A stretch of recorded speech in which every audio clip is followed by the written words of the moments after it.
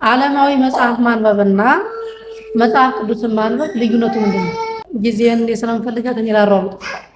ዓለማዊ መጽሐፍ ማንበብ ዕውቀትን ብቻ ያስገኛል። ሌላ የለውም። ዓለማዊ መጽሐፍ ብናነብ ልቦለዶች ያው መንፈሳዊ ነክ ያላቸው ልቦለዶች አሉ።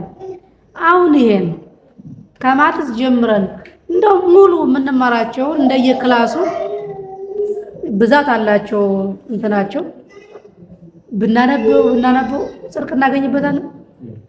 የለውም። ዕውቀት እናገኝበታለን። ለዛ ነው ቤተክርስቲያን መጻሕፍትም ቅዱሳት መጻሕፍት፣ ምኑናት መጻሕፍት፣ ርኩሳት መጻሕፍት በሶስት ከፋለች። ቅዱሳት መጻሕፍት የሚባሉት ሃይማኖታዊ ነክ የሆኑት፣ ምኑናት መጻሕፍት የሚባሉት ምኑን ማለት የተናቀ ማለት ነው። ይሄ የሳይንስ ትምህርት ማለት ኃጢአትም የማይሆን ምንም አይልም። ኃጢአት የማይሆን የማይጎዳ ግን ለእውቀት የሚጠቅም በስጋ ለመኖር የሚሆን ግን ደግሞ ኃጢአትም አይሆንም ስለነበሩ ስለተማሩ። ርኩሳት መጻሕፍት የሚባሉት ደግሞ የጠንቆላ መጻሕፍት ቀይ ደሮረት፣ ጥቁር ደሮረት፣ ይሄን ጣል የሚሉ ማለት ነው።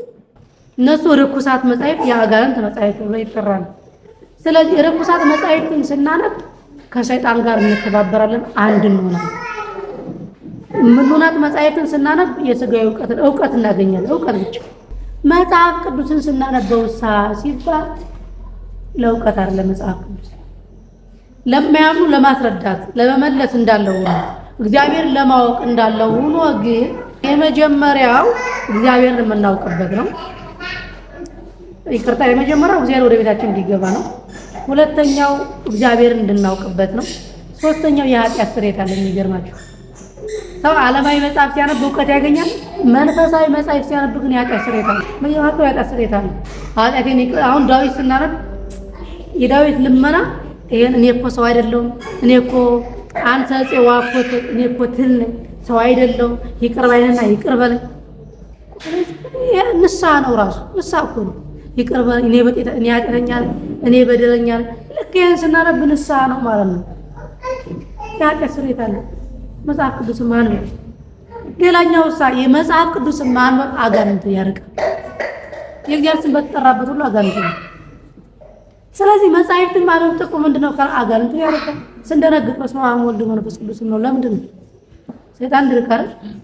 ስለዚህ እኛ እግዚአብሔርን ስም በጠራንበት ጊዜ ሁሉ አጋንንት እናርቃል። አጋንንት ሲባል ግን ምን አይነት ያው እንግዲህ አጋንንት ስራው የተለያየ ነው። አንዱ በሚስታሮ ሊገርፍ ይችላል። አንዱ ትኩሳቱ ነው፣ አንዱ ጨጓራው ነው። ዝሮ ሰይጣን ነው፣ ሌላ የለም ማለት ጉበት ሆነ ኩላሊት ሆነ ምን ሆነ ሌላ ሰይጣን ነው። ያው እኮ ነው።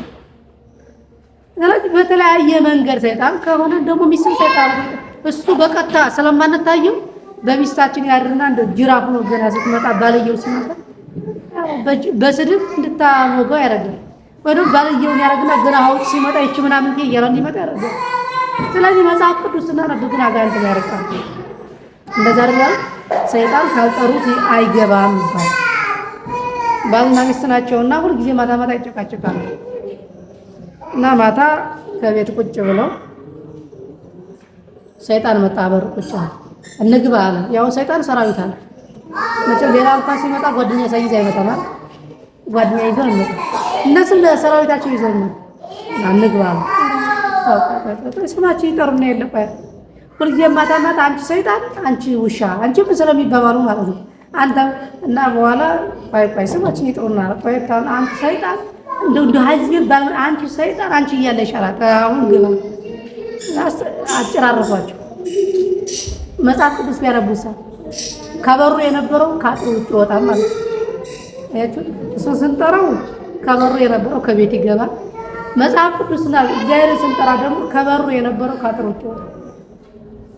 ስለዚህ መጽሐፍ ቅዱስ አጋንንትን ያርቃል፣ የኃጢአት ስርየት ይሰጣል፣ ንስሐ ይሰጣል።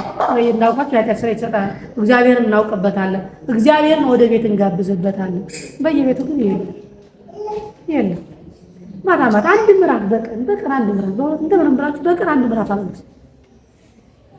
በቀን አንድ ምዕራፍ ከሆነ በአመት ስንት ምዕራፍ? 365 መጽሐፍ ቅዱስ አጥርታቀው ከምሬ በአንድ አመት መጽሐፍ ቅዱስ ይዘልቅ ያም እንኳን ባይሆን ብሉይ ኪዳን እንዘልቃለን። አሳባችሁ ብሉይ ኪዳን እንኳን እንዘልቃለን። ያ እንኳን ባይሆን በ3 ዓመት ውስጥ መጽሐፍ ቅዱስን ዘልቀን ትዳር ከያዝን 30 ዓመት ሆነ አንድ ምዕራፍ ቁጥር ነው የሚያሳስነው ማለት ብናነብ ግን የት እንደርስ ነው። አንኛ ለልጆቻችሁ አርአያ ነው። ቁጭ ብላችሁ ያን ስታነቡ አባዬማ እንደው የሚያነቡ ከደረሱ እናንተ አረቡ ልጆቹ እያስነበው አባወራቶች እያቆላጠፉ የሚያነቡ እነሱ ነገር እንደዛ ይላምዳሉ። ማረግ ተጠበቀብና ረጅም ሰዓት እንኳን ባይሆን አለ ከ10 እስከ 20 ደቂቃ እንደምታውቁ ነው። የእያንዳንዱ ቤት ልጅቱ ከዚህ ተደራርበው ባልየው ሚስቱ ፍጥጥ ብለው ቃራ የሚባለው ፊልም ስንት ሰዓት ነው የሚይዘው? 4 ሰዓት ከአንድ ሰዓት የማታው እስከ 5 ሰዓት እስከ 4 ነው ከሁለት ሰዓት ነው። አንድ ሰዓት ከአንድ ሰዓት እስከ 5 ሰዓት ከሁለት ሰዓት የለም። ይሄ ሌላ ፊልም ነው። እስከ 5 ሰዓት ይለያያል። አይተው እኔ ዝሮ ድሮ ስለማውቅ ነው ሰዎች ይጣሉበት ስለነበር እውነት ለመናገር አይደለም። አዲስ እንትን ሌላ መጣ አዲስ አይደለም። አዲስ ምዕራፍ የሚለቀቅበት 1 ሰዓት እስከ 5 ሰዓት ማታ ቁጭ ብሎ የሚያመሻል አንዱ ማብላት ነው የምላችሁ። ቁጭ ብሎ ልጅን ሰንበት ትምህርት ቤት ላከታረው የለም ይሄ ዘመናዊ ትምህርት ስለምትማር በወጥቶ ትደክምብኛለች ነው። ማታ ግን ከ1 ሰዓት እስከ 5 ሰዓት ቁጭ ብለው እያረሱ ሰንበት ትምህርት ቤት እናቆያቸው 1 ሰዓት ከቤቱ ግን 4 ሰዓት ቁጭ አርጎ ፊልም አብረው ያያሉ። አተተው እንዲባተው ሴት ልጅ አስቀምጦ ይሄ የፍቅር ፊልም እዚህ ጋር ጥፍታለች እንዴ ማለት የለባትም ነበር ታለችና ልጅቷ ደግሞ ይሄ ልጁ እዛ ተቀምጦ አምጣው ነው የአማርኛ የሚሰሩት እህትና ወንድም ሊሆኑ ይችላል። እንጀራ ታይቶ ከእህቱ ጋር ሊሆን ይችላል። ሆነ ስራ ሲሰራ ይሄ ዝሙት መንፈስ በቃ ሲሰራ አብሮ ተኝተው ሌላ ነገር ሲያደርግ የኛ ቁጭ ያለና ጠዋት ብድግ ብሎ ትምህርት ቤት ሲሄድ እንደ ወንድ ይፈልጉና እንደዚህ ከምሬ ነው። ኢትዮጵያ እንደዚህ ወደ ጦርነት ያበቃል። የክትክት ፊልም እያየን እና ያለ እንጀራቸው ብለው የምታቱ የውሸቱ እኛ ወረርና ክትክት በአካል እንደምታዩ እየተከታተልን ዛና ሱላቃል ድብለ ያሉት እና እንደዚህ አይነት ችግር በየቤታችን እየገጠመን ነው። ማታ ቁጭ በረን ሰዓት ፊልም እያየን ከልጆቻችን ጋር 20 ደቂቃ ምን እንደሚያስብ ከ10 እስከ 10 ደቂቃ የመጽሐፍ ቅዱስ ጊዜ ግን የለም። እና ያው እናንተ በማየት ከተደረገ እንደዛ ለያየ በቤታችን ማገልገል ሌሎችን ማገልገል እግዚአብሔር ቤታችን ማገልገላችን ወደ ቤት እንድንጠር ያደርገናል። አገልግሎታችን ለሚያስፈልገውና በአካል ለሚገኘው ሰው መደወል ጠይቃም በጥቅሉ መንፈሳዊ ደካማ የሆነባቸውን ልክ በማይወር ማለት በማይወር ስትመጡ ተነግሯችሁ ከኮሚቴው ውጭ ደውላለ ከኮሚቴው ውጭ የኛ አባል ነው ለታችን የኛ አባል ነው ወንድማችን የኛ አባል ብላችሁ ደውላችሁ የለም ሰርግ ቢሆን ከኪሳችሁ ከፖርሳችሁ ወጣችሁ ብር ቢኖራችሁ አሬ ማዛሬ እንደዛ ብላችሁ ደውላላችሁ። ዛሬ እንዲህ ያለ ብላችሁ አጥሩኝ ያየሩ ስለሆነ በንሳሌ እና ያው ዛሬ ለፈጣሪ ወታለው ለማድረግ እንዳደረገ ከመቀበል ይልቅ መስጠትን የበለጠ ነው። የልብና የህይወት ንጽህና መጠበቅ እንደምነግራችሁ የልብና የህይወት እንደምታውቁት ሰው ዛሬ ሴፍቲውን ለመጠበቅ ማንም አይደርስበትም። እንኳን ከተማ የገጠሮቹ እናቶቻችን እንደዚህ አይደሉም አይደል? ድሮ ያለ ጫማ ይሄዱ ነበር። ድሮ እናቶቻችን የውስጥ ልብስ የላቸውም ነበር። ድሮ እንደዛውም ጥንቃቄያቸው እንደዛ ይሄ ቁምጣ ማምጣት ነው እንደው ትርጉም የገደለው መጤት አይ አስፈላጊ ቢሆን እንራቆት ያደረገ እነዛ ድሮ እናቶቻችን እመቤቴን ማለት ባሏ ይሄ ባቷ ከታየ የሚስቱ ይፈታታል። እንዴት ለምን እውነት ነው እንዴ? የሚስቴን አካል እኮ ማለት ነው አይችልም እንዴ? ሌላ ሰው ካየው ማብኔ ይወለታል አይደለም እኮ መቅደስ ማለት እኮ ሌላ ሰው የማይገባበት ማለት ነው። እኛ ቤተ መቅደስ እኮ እናንተ አትገቡበት። ምን ጋርድበት ሰዓት አለ የሚስጥር ሰዓት ሲሆን እንዴ ሚስጥር የሆነ አካሏ ሌላ ሰው ካየው ምን እኔ የጋራራት እንጂ እኔ ይችላል አይደል? እና እናቶች እንደዛ ያን ስለሌለ መሰለኝ በቀጥቅጥ ብለው ምናምን ምላችሁ ማድረግ ዋጤ ነው እያልኳችሁ አይደል? ከድሮ አንፃር ስናየው ይከብዳል። በተለይ ለሴት ልጅ አስፈላጊ ነው። ምንም ወንድ እንኳን ነው ለሴት ልጅ በጣም አስፈላጊ ነው። ግን አሁን አላምድን ከቁምጣው ወደ ታይቱ ከታይቱ ወደ ተመልሰን የውስጠኛውን ቁምጣ አይተን የላይኛው ቁምጣ መጣላል አይደል? የውስጥ ቁምጣ እዚች መጣች ዘወራ ግን በኋላ ቀሚሷ ሙዚች ቁምጣዋ ሙዚች እንደዛ አሁን ማን ሴት ማን እንደሆነ እንደምታውቁ ነው አይደል? ያው እዚህ የማይጠፉ ምልክቶች አሉ ከፊትና ከኋላ እና ያው ምልክቶች ይዘው ነው ያው ሴትና ወንድ ማን እንደሆነ ወንዱም የጆሮ ጌጥ አለው ወንዱም ተሰርቷል አይደል? ሴቱም እንደዛ ነውና ንጽህና የውስጥ ሴት የምንመስልበትን ቅድም ነግራችኋል። ሴት ልጅ ስትሸፋፈን ነው ያለው ማምላካው ያላችሁ እንደው ተጥራምናችሁ ያላችሁ ጎራዳ ናችሁ አይደላችሁ ናችሁ ጎራዳ እንደው ቤተክርስቲያን ስትመጡ ነጠላ ስለውት ያለው እመቤቴን ከበር እንደው እኔ ብዙ ጊዜ ታስቢው ለቤተክርስቲያን ማገኛቸው ልጆች ነጠላ ለብሰውና ውጭ አይታገኛቸው ነው ያላና ሌላ አሁን ለሻሽ ጠምጥም ይሄን ካባለም ፈስታይና እንደው ያስታይል ያው ደግሞ አሁን ነጠላ ለብሻለሁ ዝም ብዬ ስታገኝ ታውቁኛላችሁ አታውቁኝ አያምርብኝ አውቃለሁ ግን ከሚያከብረው ይልቅ የሚነቅፈው ስለሚበዛ ጠምጥሜ አልወጣ እችላለሁ የራሴ ይገዛል እሱ ማለት ነው አስቡት እንደዛ ከሆነ እኔ የማምረው ሻሽ ጠምጥሜ ካባ ለብሼ ነጠላ ለብሼ ከሆነ እህቶቻችን የሚያምርባቸው ነጠላ ስለሆነ ሲሸፋፈሉ ሴት እዚህ የተፈጠረችበት ይሄ ተሸፈነ ምን ይችላል ገና ካልተሸፈነ ውበት የለም ለዛ አሁን እስኪ ማን የተቸገረው በጀውን ብትሆን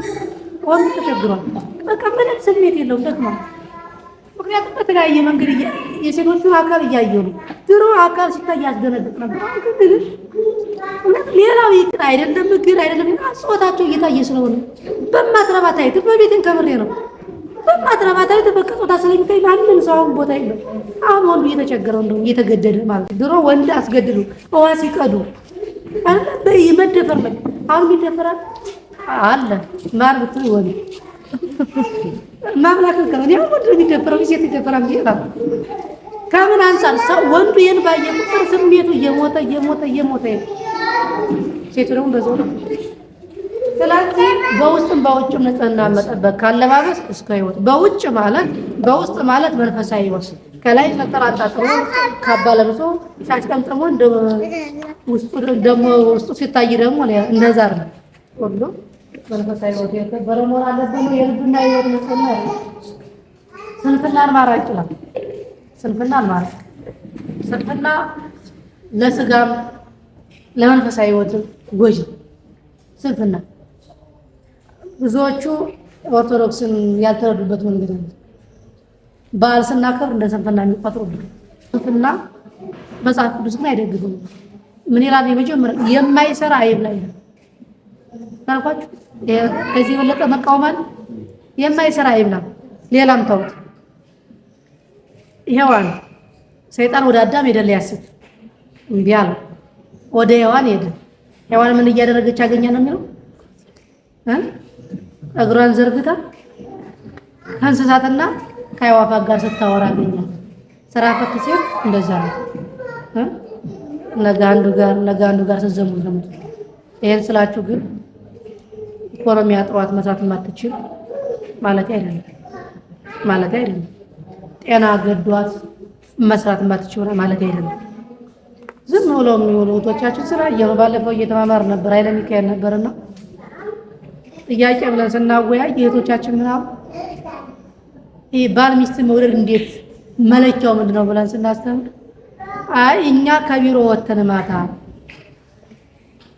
ወደ ስራ ስለምንመጣ ባሎቻችን ከቢሮ ከወጡ በኋላ ትንሽ ረፍት ያገኛሉ በዚያች ረፍታቸው የነሱ ፍላጎትና የኛ ፍላጎት አይላይ ስለሚደግመን በስሜት ተመሳሳይ አይደለም ስንከለክላቸው አትወጂኝ ማለት ነው ይሉናል በጣም ያሳዝኑኝ መቤት እህቶቻችን ተናግረው እኛ በስራ ስለምንጎዳ ማጥዋት አለ ሌላ ቤት ስራ አለ ይሄን ስለምንል በስሜት እኮ አይደለም እሱ ከውጭ ቆይቶ 11 ሰዓት ወጥቶ እንኳን ትንሽ አልኮል ቀምሶ አረፍ ብሎ ይመጣል ከዛ በኋላ መጥቶ ማታ በምኝታ እንግባባለን እንዴ ስንከለክላቸው አትወጂኝ ማለት ነው ወይም ደግሞ ሌላ አስበሽ ነው ወይ ሌላ ሰው አለሽ እንደዛ አይነት አለ እንደሚያሳዝኑ ልጆችም አሉ ተበግራቸውን ዘርግተው ያባወራው ባል ሲቀሙ ነው ማለት እና ያነማን ናቸው አያችኋት በስራ የተጠመሩት እህቶቻችን ከባሎቻቸው ጋር እንኳን ፍላጎት የላቸው እነዛ ስራ ፈተው እግራቸውን ዘርግተው የሚውሉ ግን የሰው አባወራው የቀሙ ያባለጉት ስለዚህ ስራ መፍታት ኃጢአት ነው ማለት ነው ሔዋን እግራን ዘርግታ መጣ ዝሙትም በሆነ በንሳ ይመለሳል በንሳ የማይመለሰው የእግዚአብሔር መንግስት ግን አሳጣች ስለዚህ ስራ ፈትነት በመጽሐፍ ቅዱስ እጅግ ፍጹም የተከለከለ ስንፍና በመጽሐፍ ቅዱስ አይቻልም። በስጋዊ ህይወትም በመንፈሳዊ ህይወት እንዳልመጣው ነው። ክርስቲያኑ ሀብታም መሆን ኃጢአት የሚመስለው ሰው አለ።